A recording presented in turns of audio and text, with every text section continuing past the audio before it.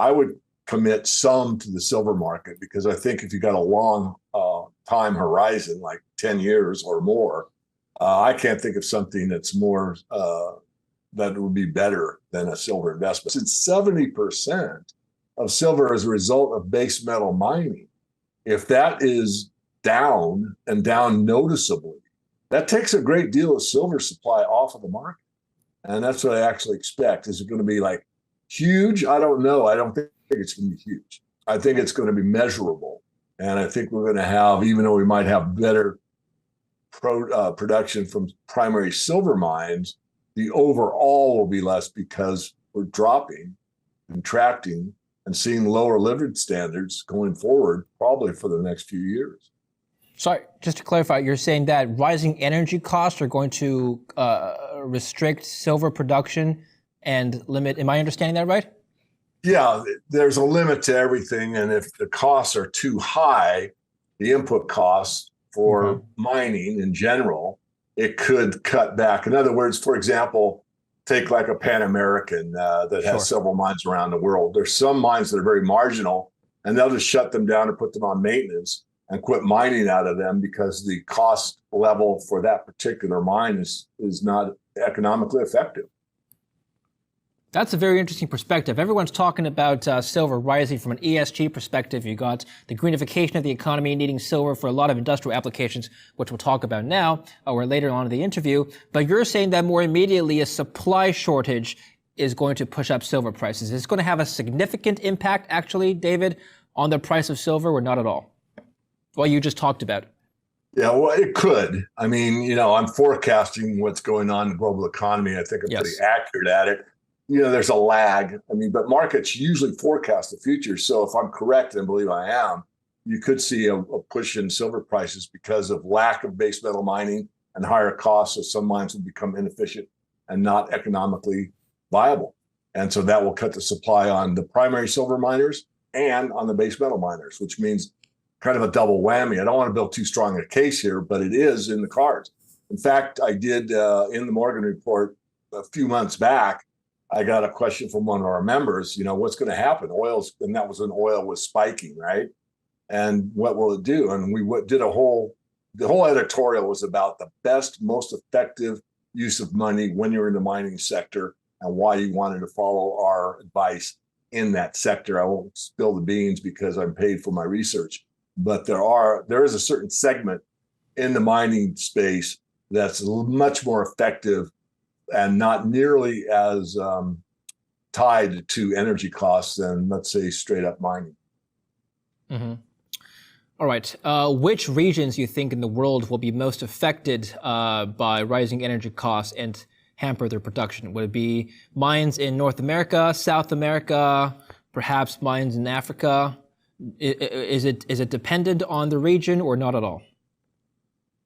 Somewhat it is. It depends on their input costs. I mean, if your, input costs are less than another nation state, the real situation with the geographical location is what are the implications for labor and what are the implications for environmental protection.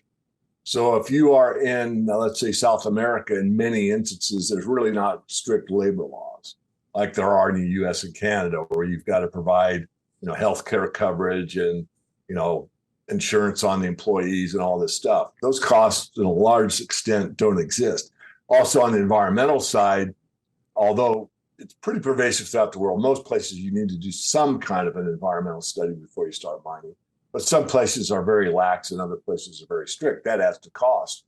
So obviously, in areas that are more favorable labor-wise and environmental-wise, have lower costs, even if diesel costs the same everywhere, because their input costs are obviously less. And this is something that's not really discussed in the mining industry that much.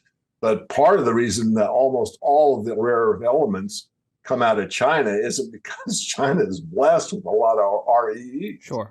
It's because it's so toxic and cost ineffective to do it in an environmentally friendly way. They just look the other way and let China process it in a very unenvironmentally friendly way and ship it back to us.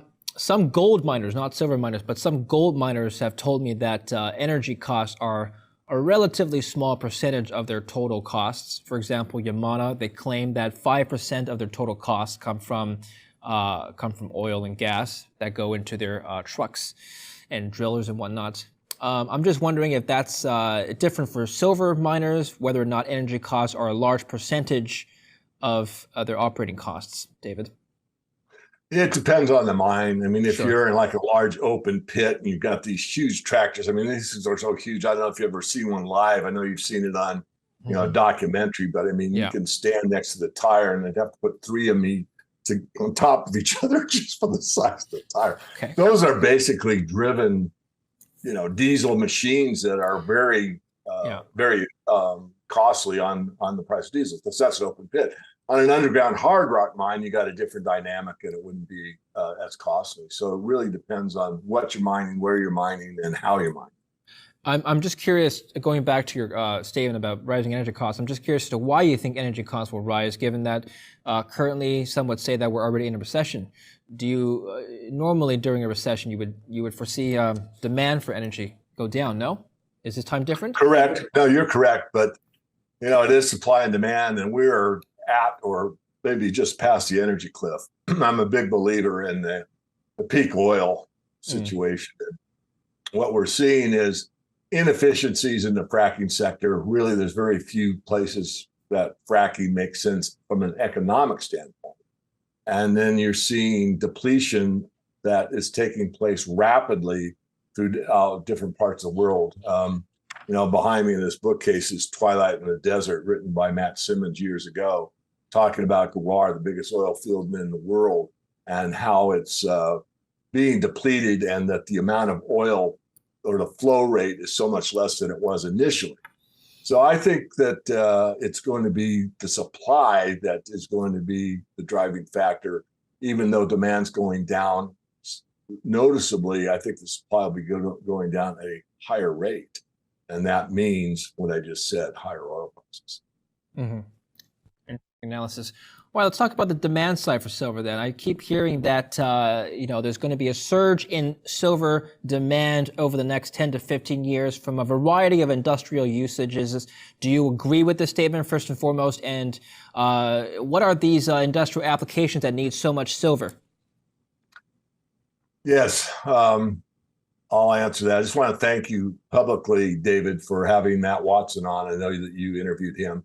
A lot of the forward-looking statements I'm making right now come from Matt's work. I consider him, friend. He certainly picked up the phone every time I've called him. So there's a lot going with the photovoltaics. Take Germany, for example. They're the leader in solar in the European area. And now with what's going on with the natural gas market in Russia, they're probably more inclined. There's a lot of legislation through different jurisdictions. For example, California, any new home that's built has to employ solar. It doesn't have to employ it 100%, but it has to use it. So when you looked at a pie chart of silver's usage, they never broke out solar until about 2019, so 3 years ago. And the Silver Institute put on their pie chart that the solar usage in 2019 was about 9% of the silver industry, okay? And now it's probably around 12. And that's going to continue to increase. So that's the main driver. A lot of people make a big deal about electrical vehicles and that electric vehicles use more silver, and that's true, but it's not as substantive as many make it out to be, but it certainly will be additive. Another one is the semiconductor industry, which most people don't talk about. Semiconductors take 44 million ounces of silver on an annual basis. And I've jokingly said with my tinfoil hat, David, that I wonder why they're having trouble with semiconductors. Could it be silver? I have to digress a bit and try to throw a little humor in here, but you may recall, David, that there was a statement made by the U.S. Mint that there was a worldwide silver shortage. And that came from the mint master of the U.S. Mint. And he quickly retracted that statement. And I don't think there is a worldwide silver shortage. It's just, if you look at what the mint is producing now, they're not able to keep up with demand whatsoever. And the margins, what makes a market, and mandate for the mint is to produce as much silver eagles as the country demands or the market demands, and they're not. Well, let's explore that a little bit here. Let's. We don't have to go as far as to put on tinfoil hats, but that statement that the mint master made was quite interesting. Why do you think he retracted that right away? Was it a mistake?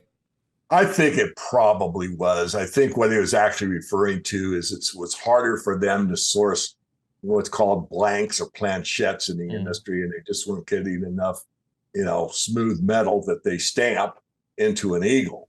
I think that's what he was actually referring to. But when it said worldwide silver shortage, believe me, it got the silver community really, really wound up.